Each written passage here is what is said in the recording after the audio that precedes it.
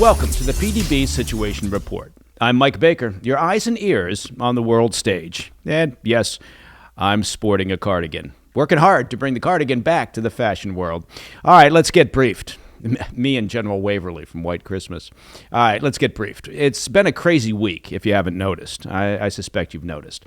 We'll kick things off with President Trump doing a U-turn on global tariffs, but not when it comes to China. In fact, he's ramping things up, slapping a 104% tariff on Chinese goods. And Beijing, well, they're already retaliating. Gordon Chang joins us to talk about what this economic showdown means for China and for us. Later in the show, we'll bring you the latest from the battlefield. Both Russia and Ukraine have reportedly launched new offensives, raising the stakes on multiple fronts. George Barros from the Institute for the Study of War, he joins us with the latest on where things stand and where they could be headed. But first, today's Situation Report Spotlight. The past week has been a wild ride. That's putting it mildly. Markets bounced around as President Trump hit pause on his global tariff push, except when it comes to China. After Beijing fired back with 84% tariffs on U.S. goods, Trump responded with a brutal 104% tariff on Chinese imports. And that one's still in place. Now, this could spell serious trouble for China. Their economy depends heavily on exports, and if those slow down, well, the pain could run deep. But just how much damage are we talking? Joining us now is someone who's been warning about this for years. And that, of course, would be a good friend of the show, Gordon Chang. He's the author of Plan Red, China's Project to Destroy America, and you can check him out on X at Gordon G. Chang. Gordon, thanks very much again for joining us here on the Situation Report. Always excellent to talk to you. Oh, well, thank you so much, Mike. I really appreciate it. So thank you. No, look, we've been on a roller coaster ride here when it comes to tariffs, particularly with China. Give me your 30,000-foot view on what's been taking place over the past week or so and where you think it might be going. Yeah, a lot of presidents have let the China trade matters slide, and Trump had the courage to take this on. We hold all the high cards. We're the bigger economy. China is the trade surplus country. They ran a $295.4 billion merchandise trade surplus with us last year. So they've got everything to lose, and we don't. But Xi Jinping believes that he can intimidate President Trump into surrendering preemptively because they're trying to get Wall Street, C-suites, Main Street to put pressure on Trump to cave in.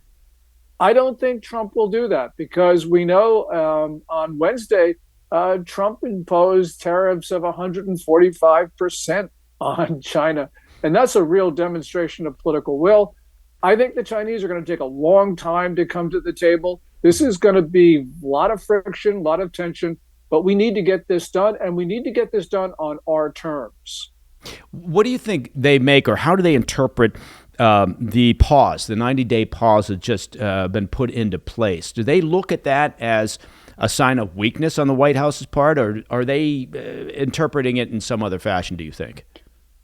I think both.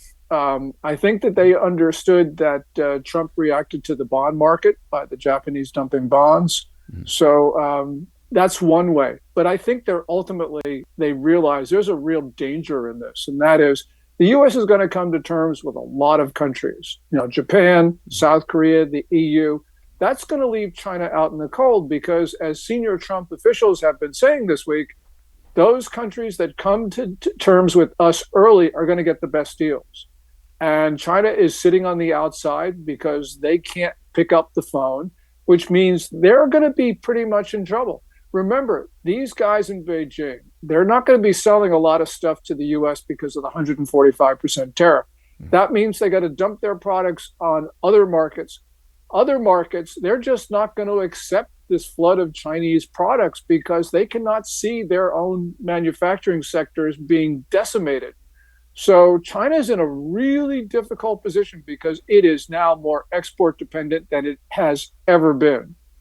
I've heard some people talk about the fact that China's fundamental structure will probably prevent them, in terms of the Chinese Communist Party I'm talking about, will probably prevent the CCP from proposing or agreeing to any deal that the Trump White House might deem acceptable.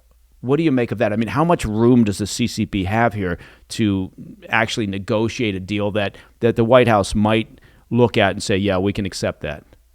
Yeah, I think there's very little room to maneuver. And the reason is that China's predatory trade policies and its criminal acts, they're inherent in the nature of the Communist Party's system. These are the things that have got us upset about China in the first place. These are the things that Beijing cannot negotiate away. The other thing here is that Xi Jinping has configured the Chinese political system so that only the most hostile answers are considered acceptable. So the economically rational thing for Xi Jinping to do is to pick up the phone, call Trump, and sort of make a lot of concessions to get a deal. I mean, he can make concessions. Xi Jinping can make concessions and say, I'm never going to honor them. But that would be the rational thing to do, to get Trump to say yes to something. Mm-hmm. But Xi can't pick up the phone. And that's because he's boxed himself in. This is a very bad situation for China. What do you mean by, I mean, if you could clarify that a little bit, when you say that only the most hostile responses are acceptable, can you elaborate on that? Yeah. Xi Jinping has declared the U.S. to be China's enemy. They did that in May 2019 with a landmark editorial in People's Daily, which declared a quote-unquote people's war on us. That is a phrase which has great resonance in Communist Party history. It's total war. So if you believe that you're in total war with an enemy, that you're in an existential struggle, how can you make concessions to that enemy? Your position is you've got to defeat them. You've got to destroy them. You can't sort of make nice to them. You can't make big agreements with them. So I think that Xi Jinping has now sort of put himself in a position where he is only going to accept something where it's clear that the United States has submitted, has gotten on its knees and begged China for an agreement. I don't see Trump doing that. And so this is going to be very, very difficult for the Chinese regime. And, we have to understand the regime may not survive this. Really? There's a soundbite that I think might get clipped out. Talk to me about that. I mean, from a timeline, I know this is a tough thing to because there's so many, elements here to take into account, but from a timing perspective, at the current rate, at the tariff rate that has been set now for China, I mean, what are we talking about? If you're thinking about a breaking point, how long can they sustain that sort of back and forth in a trade war? I've been wrong on timing before, so I'm probably the worst person to ask that question. But I don't think that they can sustain it for too much longer, and there's a couple of reasons. Xi Jinping, because he's turned his back on consumption as being the fundamental basis of the Chinese economy, there's only one way out to rescue an increasingly grim situation, and that is to export more. China's not growing at the 5.0% pace reported for last year. It may not even be growing at all, but we know the trend is down because we can see price signals that who scream deflation. But even if China were growing at 5.0, it probably wouldn't be growing fast enough for those guys to pay back debt. China not only has a problem with Trump at this moment, China not only has a problem with an economy that looks like it's contracting, China has now its 2008. In 2008, they did not want to suffer a recession. So they overstimulated their economy, they piled on the debt, and now that debt is just too heavy. So you've got all of these crises hitting at the same time. And so Xi Jinping, who a couple months ago, he looked like he was going to rule the world, right now, he's going to be lucky just to wake up alive in the morning. Okay, well, that implies that they may do something drastic, or he may do something drastic, right? I mean, give me the sort of from your perspective, the realistic scenarios. I mean, obviously we've got one, which is, okay, they sit down at the table and they negotiate and, this thing blows over, but it doesn't sound like you believe that that's got really any running room. So how do you anticipate this thing solving itself? Yeah, just to tie up that one point, I think that they're going to wait too long. to sit down with Trump. I think that they are going to try and flood other markets. I don't think that's going to work. I think that Xi Jinping probably is seeing a closing window of opportunity. And this is the way I believe that he's calculating things right now. He knows that a war would be really, really unpopular with the Chinese people, especially a war on Taiwan. But I think that Xi believes that a war would help him in one very critical way, and that is it would prevent other Communist Party figures from challenging him. So I think it's in his interest for, maintain these provocative activities. And remember, in the last couple of weeks, we have seen Chinese provocative activities in South Korea, against Japan, against Taiwan, against the Philippines, and against Australia. So something's going on here which isn't very good. And one of these provocations could escalate into a war. I don't think Xi Jinping can control that escalation. He can't come to terms with whoever he's picked on. So this is one of the more dangerous moments in history. Well, Gordon, on that cheery note, if you'd stay right there, we've got to take a quick break, and then we'll be back with Gordon Chang here on the Situation Report. Stay with us.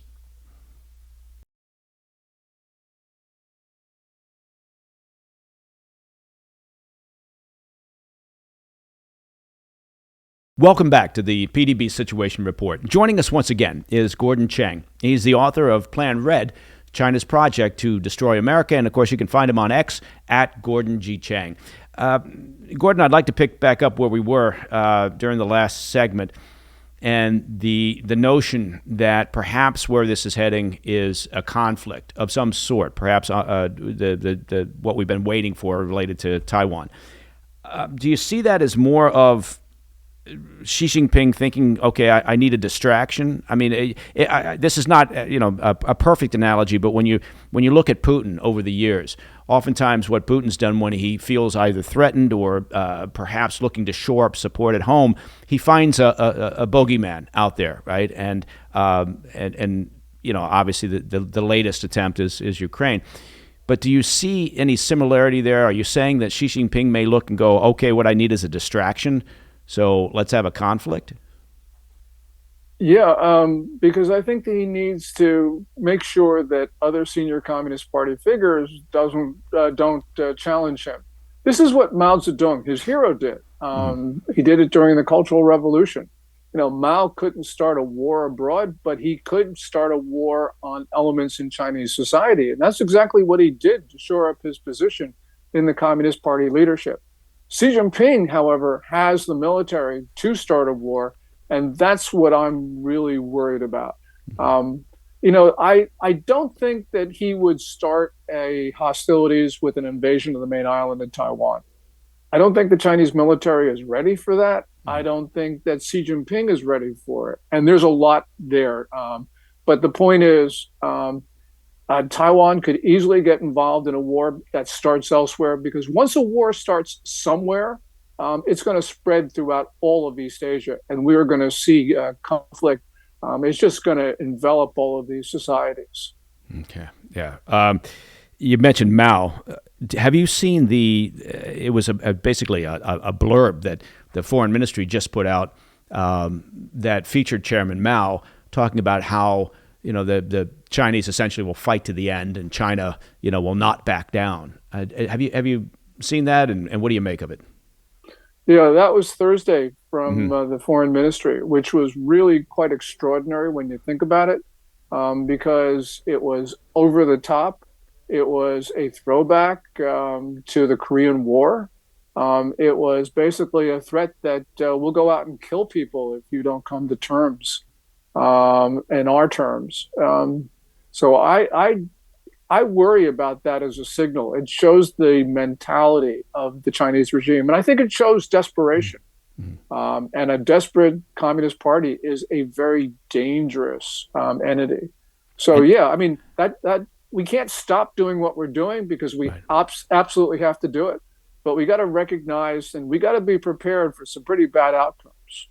And how would you describe Xi's, you talked about this to some degree already, but how would you describe Xi's hold on power? How tight is that grip?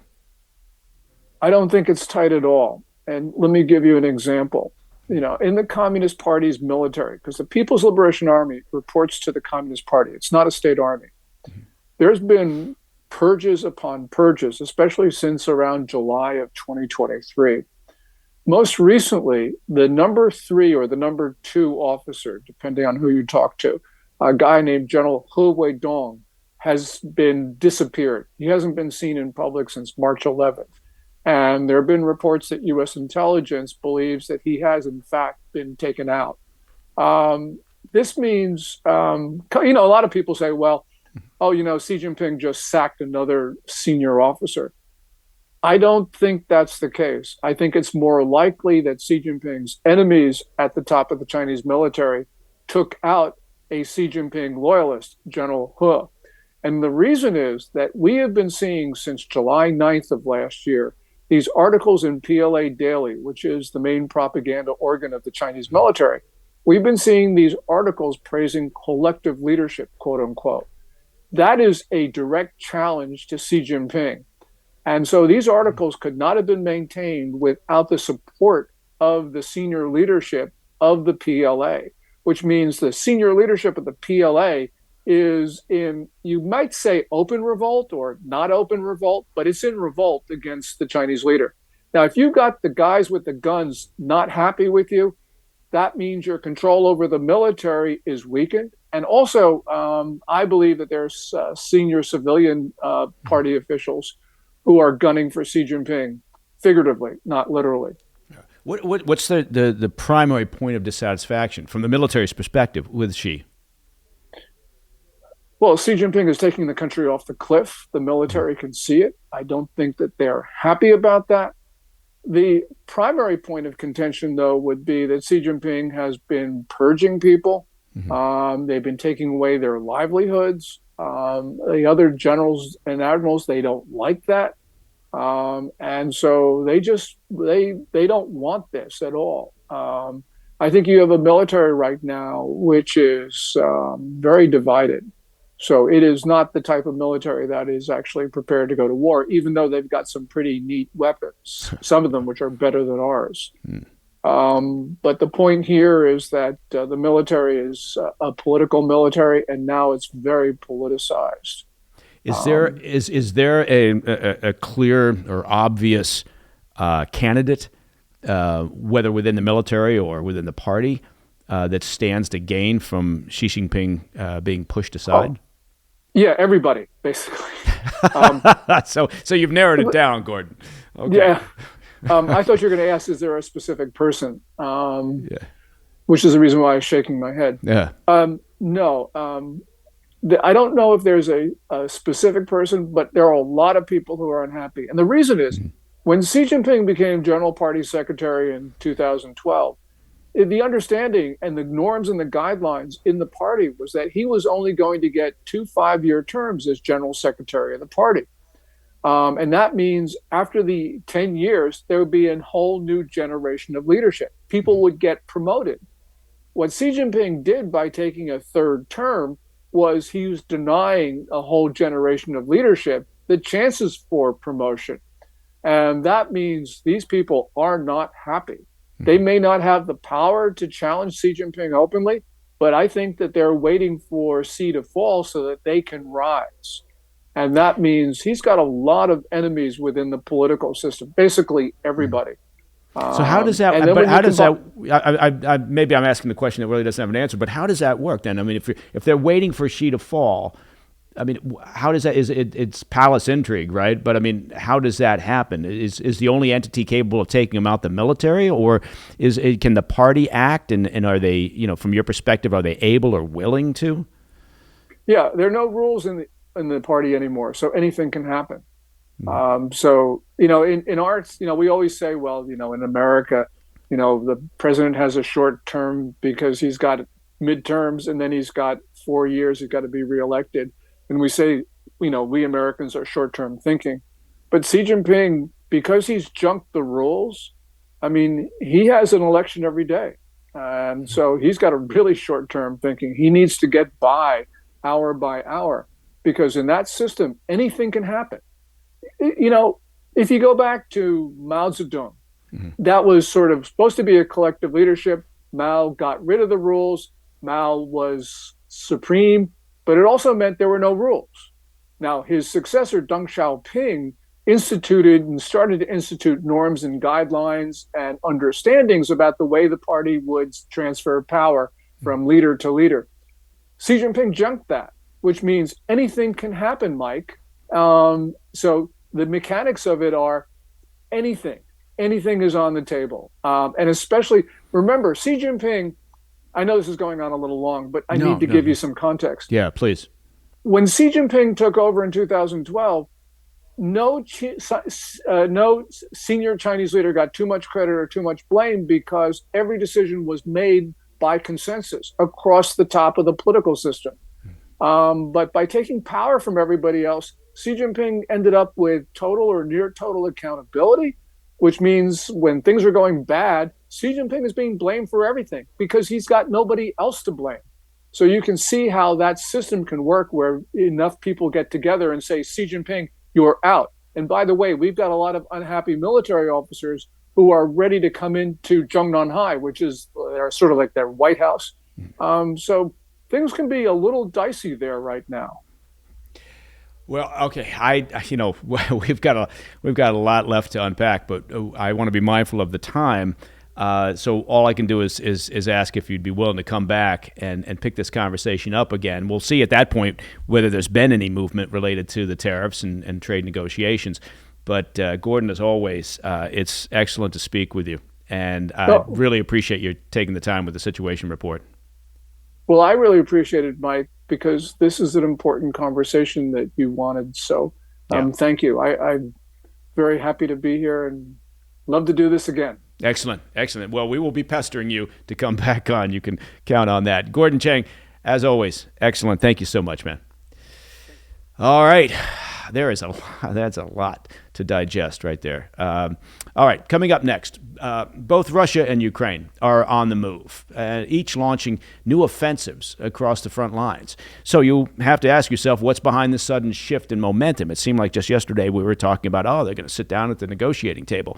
Well, George Barros from the Institute for the Study of War, he'll join us next with the latest.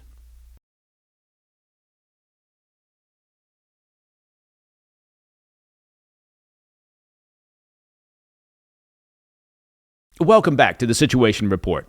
Ukrainian officials say Russia's spring offensive is officially underway. Moscow has launched a fresh push in the northeast, with Ukraine's top military commander reporting a sharp uptick in fighting, nearly doubling across all major parts of the front line in just the past week. At the same time, Ukrainian forces are taking the fight across the border. Kyiv confirmed an incursion into Russia's Belgorod region. President Zelensky said the move is meant to ease pressure on other parts of the front, especially around the embattled Donetsk region, and to protect key northern areas like Sumy and Kharkiv. Do you remember when it just seemed like yesterday we were supposedly going to be talking about peace settlements?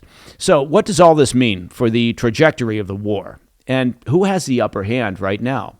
Well, joining us to break that down is George Barros. He leads the Russia team at the Institute for the Study of War and tracks these movements daily. George, thank you again for coming back on to the Situation Report. Great to see you. Hey, Mike. Good to see you once again. Thanks for having me. Absolutely, man. Listen, let's. Where do we start? It seems like it seems like yesterday when we were talking about they're going to sit down at the negotiating table. Peace is going to be breaking out. And now we're talking about a spring offensive. What's going on? Absolutely. So I think the key thing to focus on is Vladimir Putin very much decisively rejected U.S. President Donald Trump's very straightforward proposal for a 30-day unconditional ceasefire. Putin rejected that. He instead said, well, we'll talk about a ceasefire on energy infrastructure. We'll talk about a ceasefire on the Black Sea. But the key issue there that he rejected the main area where the actual fighting is happening, the land domain, which is where 95% of the killing is at. So that's important not to lose sight of. The Russians continue to want to conduct conventional operations. They want to keep warfighting. They see a military solution to this conflict. They think that they can wait out the West. They can wait out the Europeans. And time will tell whether or not we we, the collective international community, are able to continue keeping the Ukrainians in the fight. This government, U.S. government, they currently accept there's no military solution to this war. I frankly, as a student and a historian of war, I have to disagree. If you look back in history, pretty much all wars actually have a military solution. It's just a question of on whose terms and when. Yeah, there was a comment made by, I think it was a foreign ministry spokesperson from Russia the other day, and I'm just paraphrasing, but essentially it seemed like an incredibly revealing or insightful look at the Russian mindset right now, or at least Putin and his military's mindset. And that was, he basically was saying, well, look, why would we stop now, right? The U.S. is backing away from Ukraine, and we're making, progress on the ground. So why stop? And that to me seemed like about the best assessment of Putin's mindset that I've seen to date. Yeah, precisely. I mean, it was not too long ago that Putin articulated the theory of victory, and his theory of victory continues to be the same. It's that it doesn't matter that the Russian military, pound for pound, is not, as good as the U.S. military. It's not the most professional military. They're advancing at a very slow rate. They're taking horrific losses. But Putin assesses that fundamentally, he can stomach a war of attrition, and as long as the West is not willing to continue keeping the Ukrainians in the fight, Putin's going to win.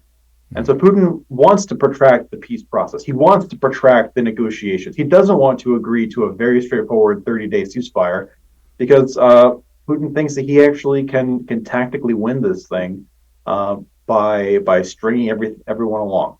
And now, there's a lot. I'm sorry for interrupting you, George. There's a lot of pundits out there, right? A lot of experts who have been talking about, well, the Russian economy can't sustain this, and they're on the ropes, and Putin has a lot of reasons why he needs to sit down and get this sorted out because he just can't sustain the fight.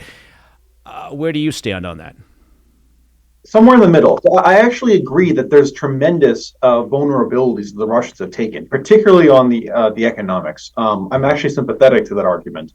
But I would argue that, look, Putin's banking on the tempo of fighting going down. The real thing that's bankrupting the Russians and really banging up their economy, their inflation rate, their unemployment rate, or rather, not the unemployment, the labor shortage. There's not enough Russians to go around between the military and their domestic economy. And their monetary policy, it's the war. I mean, there's a massive disruption to the Russian economy because of the war. The Ukrainians kill and wound on average 30 to 45,000 Russians per month. Those are 30 to 45,000 people whose families are entitled to benefits. They are wounded veterans who are entitled to lifetime benefits. They are people that can no longer work in the domestic economy, contributing to that labor shortage. And Putin is banking on that number coming down a little bit. He wants the tempo to slow down. He's waiting for the American aid to run out so that maybe instead of taking 45,000 casualties per month, it goes down to something like 10,000 casualties a month, which then the Russians actually can deal with. But at the current rate of which the Russians are being lost and the high price going for a head for each of them, it's not sustainable. Mike, to put it into perspective, it's insane how much the average Russian service member gets paid to go fight in Ukraine. The one-time sign-up bonus for fighting in Ukraine offered by Samara Oblast is $40,000. One-time sign-up bonus. That's not including your salary, not including other benefits. That's why they're able to attract, tens of thousands of Russians per month. But it's bankrupting the Russian economy. I mean, their liquidity in their sovereign wealth fund, it's down from what it used to be around $100 billion before the war started in 2022. It's now down to somewhere in the ballpark of 45, $46 billion. And it's scheduled to be to the end of this year. Putting it into context, when you talk about a $40,000 signing bonus, what is the average salary? Do you know for a Russian worker? Yeah, this is on Wikipedia. It's a Google way. If memory serves me, I believe the average or median annual salary in Russia is somewhere on the order of $13,000, $16,000 a year. Now, granted, Russia has an extreme level of wealth inequality because there's the very, very rich guys that live in Moscow and St. Petersburg, and then there's the people living out in the sticks in Siberia who make next to nothing. So it's very skewed. Right. No wonder they can find people to sign up if they're offering $40,000 a pop. But remind me, if you could, the manpower advantage, population-wise. I mean, the manpower advantage that Russia has over Ukraine. Yeah, I mean, Russia has a population, or had a population, of 150 million people before the war. Ukraine was around 40 to 45 million people. So they're working with a 3-to-1, a little over a 3-to-1 manpower advantage net. But the Russians have, despite this, they've not been able to decisively dominate the Ukrainians. I mean, the Russians only occupy 18.5% of Ukraine, and at the current tempo of operations, it's going to take them well over 80 years to occupy all of Ukraine. And so what is? I mean, because it can't be that. That's not the end game, right? So what is?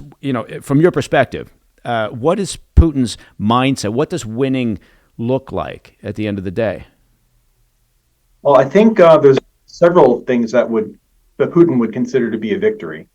If he can, for example, achieve a de facto veto over the NATO alliance and have the NATO alliance redo its charter, and have the NATO alliance from the NATO side preemptively say, as part of an agreement, it's okay. As part of the agreement, Ukraine can't get into NATO.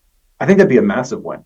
Because as you know, NATO's charter includes an open invitation to any member state that meets the membership criteria. But if we change that and then allow the Russians to have a veto over NATO, that's a huge win.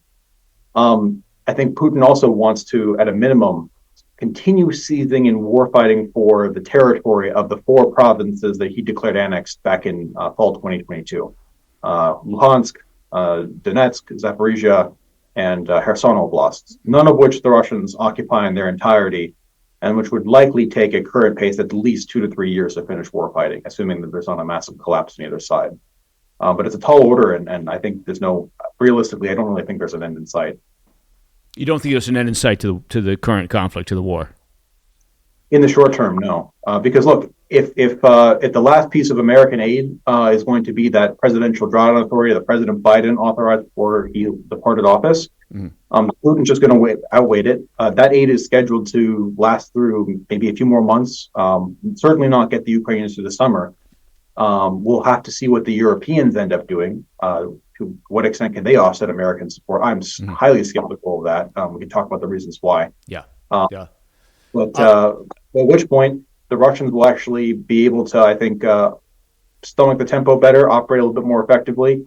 And if they can get some other concessions from the U.S., which in my opinion would be a massive mistake, sanctions relief, cutting off intelligence sharing for the Ukrainians, and all this under the rubric of normalization with the Russians and that sort of thing, then the Russian rate of advance will expand drastically. Okay. But George, I do want to go back and talk about this issue of EU and U.S. support for Ukraine going forward. But first, we need to take a quick break. So if you'll stay right where you are, we'll be right back with George Barros and the Situation Report. Stick with us.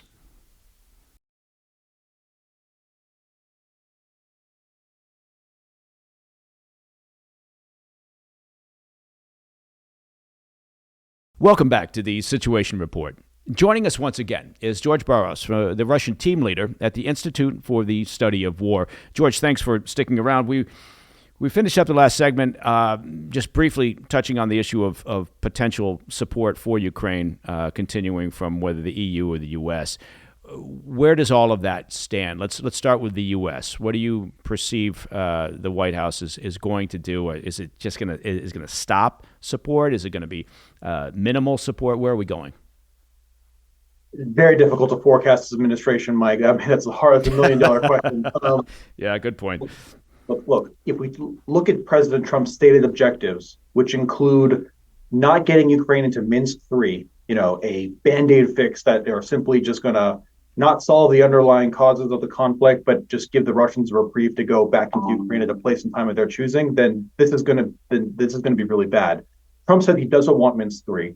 Trump says that he wants a robust, stable peace. He wants to ensure that this is permanently over and settled. And those are all good and positive things. Mm-hmm. Now, if you look at the current Russian demands, they're not compatible with President Trump's stated objectives, which means that actually it's the Russians who have to be coerced into concessions. I think President Trump has exhausted or come close to exhausting the options of, hey, we make some concessions, the Ukrainians make some concessions, the Russians make some concessions in their own turn. That's not working out. So now it's, I think, imposing a decision point on President Trump, which is, we try with carrots, how are we going to use sticks? And part of the ways that you can go with the sticks are, of course, the economic tools against Russia. Try to target the price of oil, bring it down, cooperate with OPEC. If you're Americans would like cheaper gas prices as well. You can hit the Russians with some tariffs or other things, but our trade volume is pretty low. Yeah. Obviously, so it's not really going to be a decisive tool there. The biggest tool that you can do is keep the Ukrainians in the fight. You keep giving them more aid, you give them support, you give them the intelligence so that their targeting can be that more effective, even if we don't give them anything else.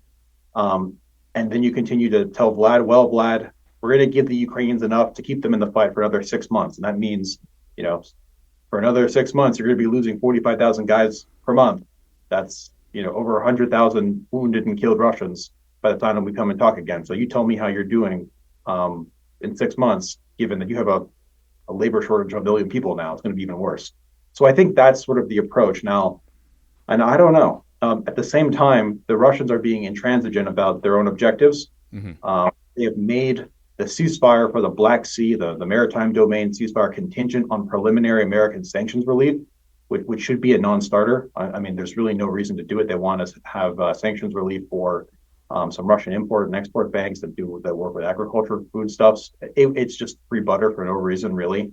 We really shouldn't be in the business of helping the Russians out in that regard. So we'll see. But I'm hopeful that President Trump will realize that his stated objectives, which in principle are good, that actually leads to a very natural conclusion, which is we got to keep the Ukrainians in the fight because the Russians got to back down from their non-starter demands. Yeah, I mean, I agree with it. It's almost impossible to predict where the White House is going to go, not just on this issue, but on a lot of issues. I do find it hard to imagine the scenario where President Trump says, "Okay, I'm going to upgun the Ukrainians, keep them in the fight." After all this talk and emphasis on getting to a peace settlement, so I find that difficult. I take your point about the difficulty of further economic leverage. There is a ridiculously low level of trade at this point, so the tariffs, that's why they're off the list anyway. They weren't even included on the list of tariffs.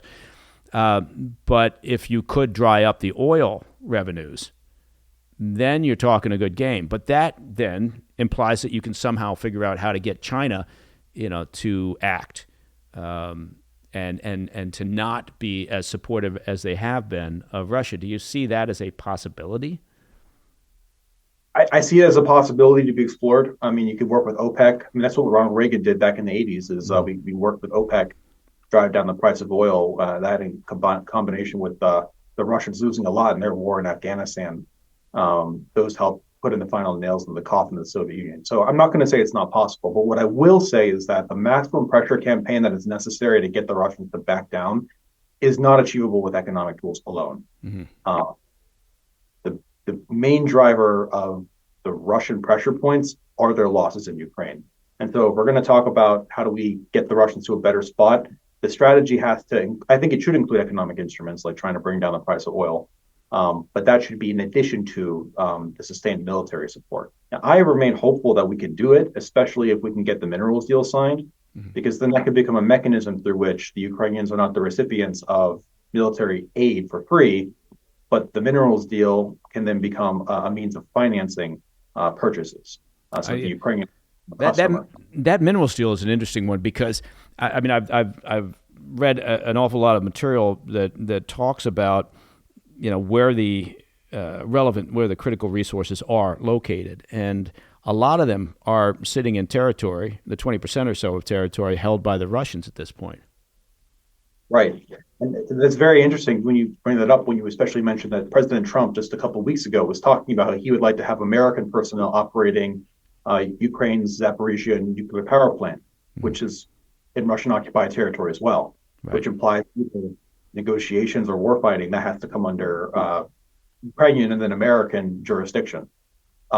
I'm not sure what the Trump administration is thinking about how that's possible, but if we're in a world where the Ukrainians and U.S. Americans get some of those minerals, and you get Americans defending Europe's largest nuclear power plant, and the Russians' front line goes closer to Russia and further away from mainland Ukraine, that's a win in my book. So we'll see. Sure. I think that's a very optimistic scenario. I'm not saying it couldn't happen, but now what about the EU? We've kind of haven't touched on them yet, but if, as an example, here's a scenario: the White House, is reluctant to keep Ukraine in the fight, but they are willing to do whatever is possible in terms of the economic leverage.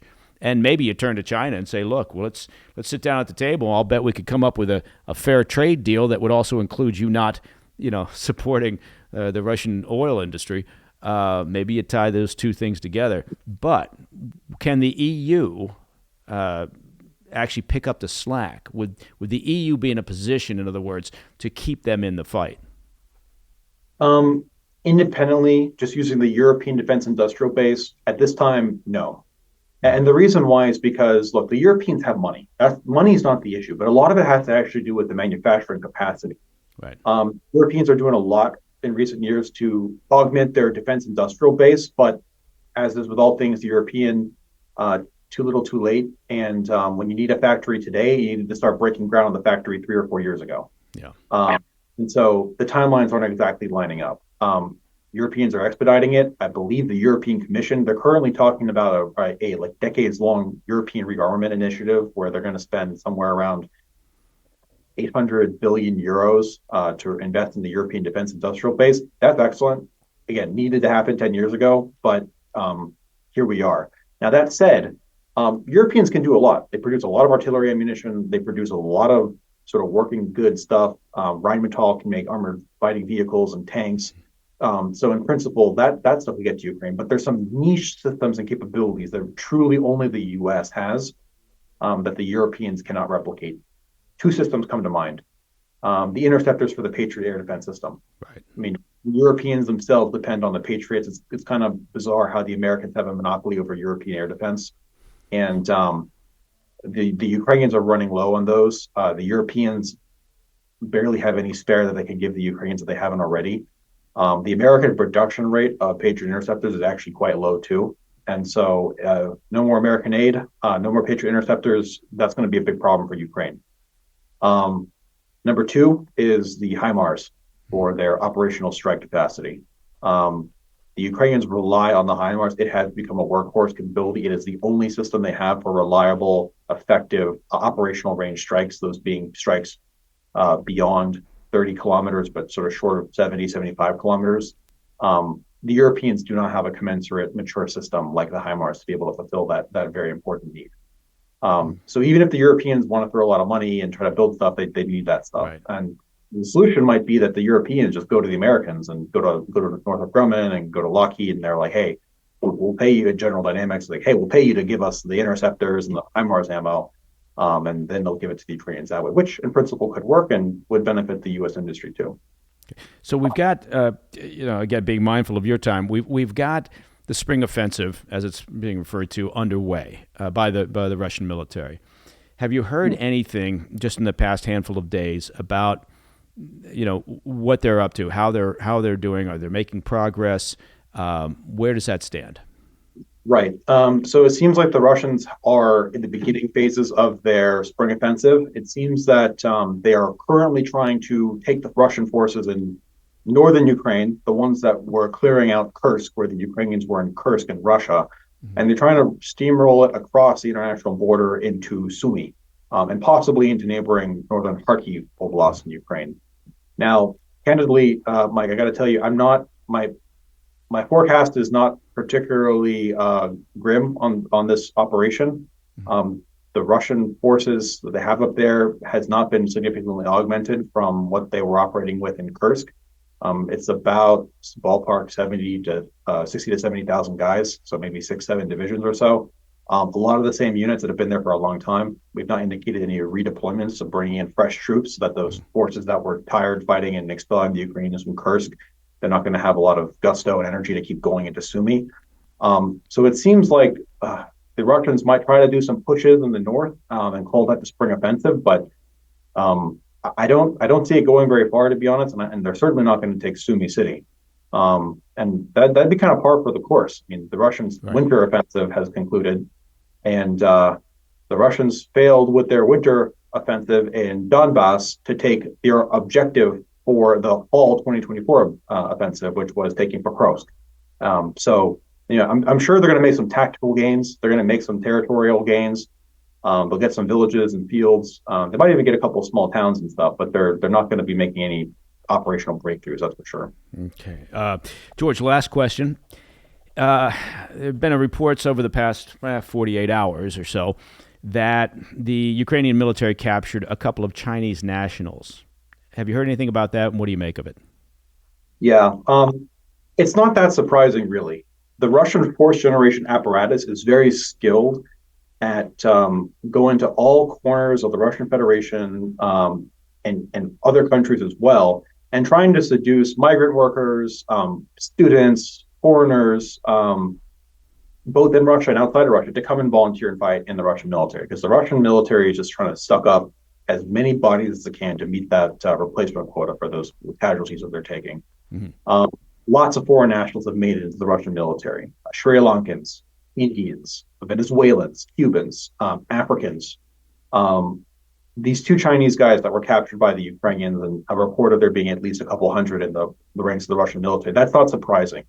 I don't know. I don't have any dispositive evidence, but it's my impression that those captured Chinese were not PLA soldiers. So I would be astonished if they were deliberately sent by Beijing to go there. It seems more likely that these were Chinese nationals located in Russia or in a Russian adjacent country who went to a recruitment office and voluntarily signed up to go get a paycheck for $40,000 or something. Here they are, captured along with many other impoverished foreign nationals who have made the same bad decision. Okay, so you're not making much of what President Zelensky said. His initial comments were, well, these are probably just a couple, but there's many more. You don't necessarily buy that. I believe it. I buy that there are many more Chinese, but okay. I don't think that they're PLA but personnel. Not PLA. Okay. All right. So they're probably just foreign nationals. I'd note for you, this is interesting. Your listeners can look into this. Last year in 2023 or 2024, there was a massive scandal with India because there were several hundred, if not thousands, of Indian nationals that a Russian human trafficking scheme had recruited and tricked into going to serve in the Russian military. And it became a massive international scandal. President Modi actually made a whole stink about it. The Indian Foreign Ministry formally went to the Russian Foreign Ministry and said, hey, quit it. Stop trying to recruit Indian nationals to come fight in the military.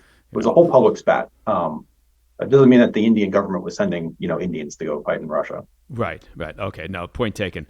Well, I tell you, a lot more to discuss here, George, but we are out of time, so I can only hope that we give you a call. You'll come right on back. It's been a few months. Obviously, a lot's happened. Let's get back together on the show in sooner than later. And I guess I'll finish this up with a question for a prediction. I know people love making predictions. Will there be any serious negotiations for peace going on in the next month or two? I highly doubt it. I would be astonished. So quick answer, I don't think so, but we'll see. Okay. All right. Excellent. George Barros of the Institute for the Study of War. Listen, thank you for joining us here on the Situation Report. Really appreciate it, man. Thank you, Mike. Always a pleasure. Thank you. Well, that is all the time that we have for this week's PDB Situation Report. Look, if you have any questions or comments, and I hope you do, just reach out to me at pdb@thefirsttv.com, because you know what we do. We collect the best ones, and lots of them are good. We take them and we pile them into one big episode that we call Ask Me Anything. We've got another one in the works. We'll get that out to you here very shortly. Finally, to listen to the podcast of this show ad-free, well, you can do that. Just become a premium member of the President's Daily Brief by visiting pdbpremium.com. It could not be any easier. I'm Mike Baker, and until next time, well, you know the drill. Stay informed, stay safe, stay cool.